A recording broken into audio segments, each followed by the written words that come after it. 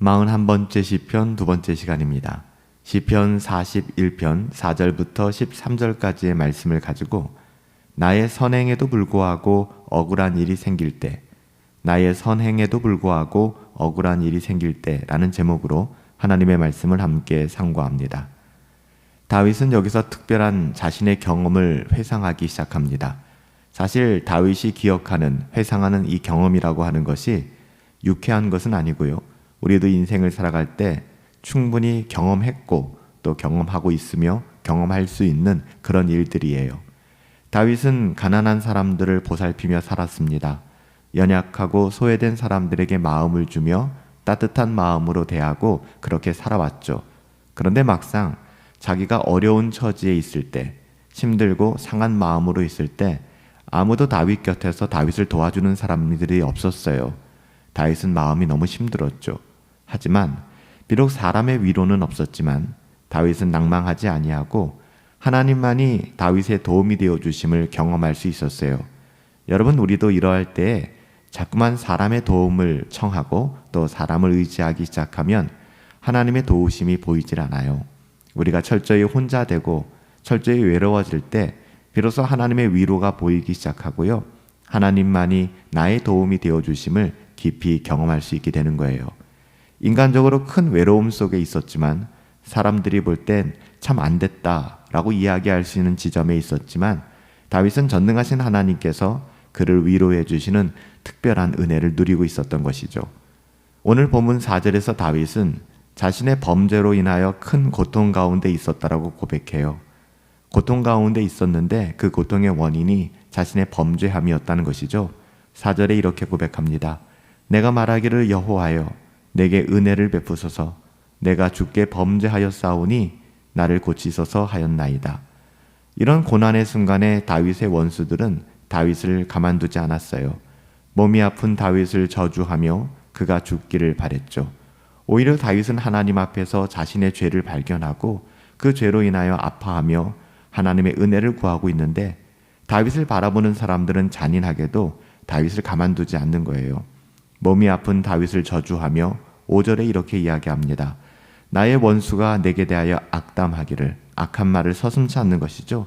그가 어느 때에나 죽고 그의 이름이 언제나 없어질까 하며. 여러분 어떠세요? 이런 말을 들을 때 정말 마음이 너무너무 힘들 거예요. 다윗은 하나님 앞에 자신의 범죄함을 토로하며 회개하며 하나님의 은혜를 구하고 있는데, 그리고 다윗은 많은 사람들을 선대하며 참 선행을 베풀며 잘 살아왔는데 정작 주변 사람들이 다윗을 대하는 태도는 너무 마음이 아픈 거예요. 악담을 서슴지 않고 다윗이 언제 죽을까? 언제 그 이름이 이 세상에서 없어질까? 이렇게 조롱하고 저주하였던 것이죠. 그들은 다윗에게 거짓말도 했고요. 나아가 다윗을 비방까지 했습니다. 6절에 보면 나를 보러 와서는 거짓말을 하고 그의 중심에 악을 쌓았다가 나아가서는 이를 널리 선포하였다라고 이야기합니다. 정말 억울했겠죠. 정말 살 소망이 끊어졌을 것 같아요. 그들은 다윗이 다시 회복하지 못할 것이라고 저주하기까지 했어요. 8절에 이르기를 악한 병이 그에게 들었으니 이제 그가 눕고 다시 일어나지 못하리라 하오며. 우리는 입술로 이런 범죄를 저질러서는 안 돼요.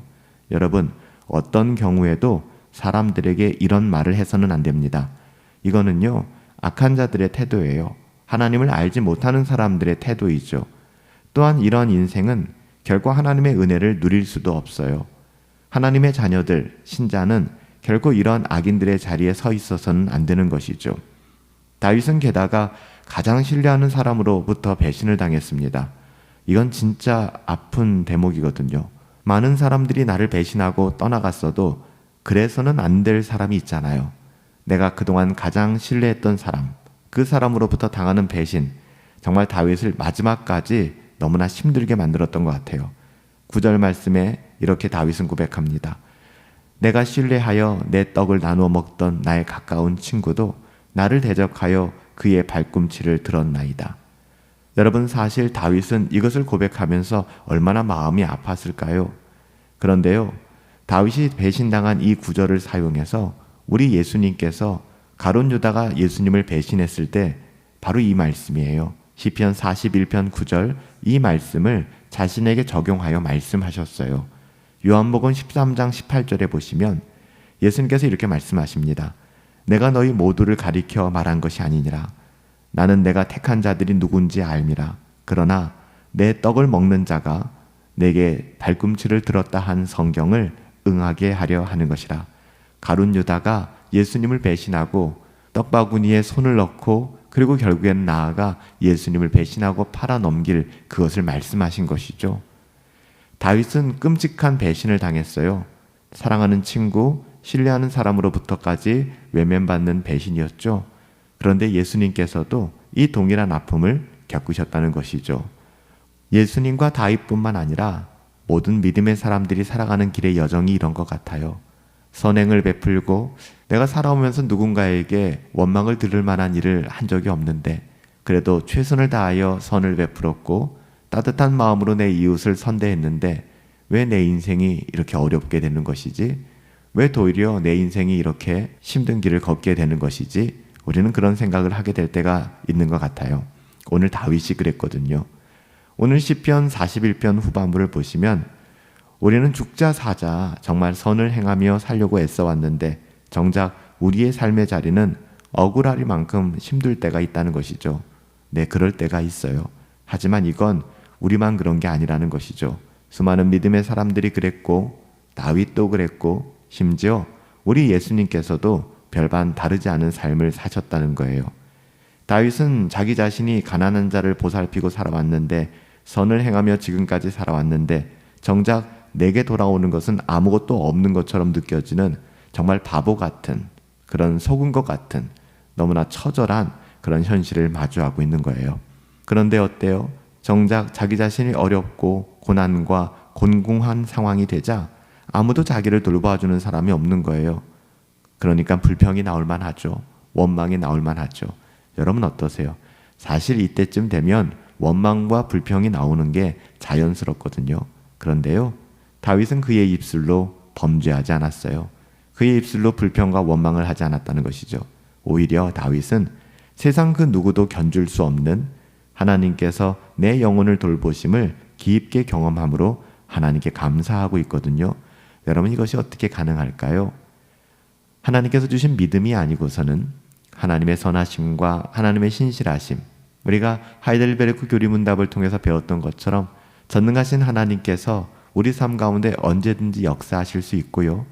또 신실하신 하나님께서 우리의 삶 가운데 그렇게 역사하시기를 원하신다는 사실을 알고 계신다면 우리는 우리의 삶의 자리에 이런 억울한 배신을 당한다 할지라도 우리의 선행이 억울함으로 다가온다 할지라도 결국 낙심하지 않게 될 것입니다. 오히려 우리의 영혼을 돌보시는 하나님을 깊게 경험하게 될 것이고요.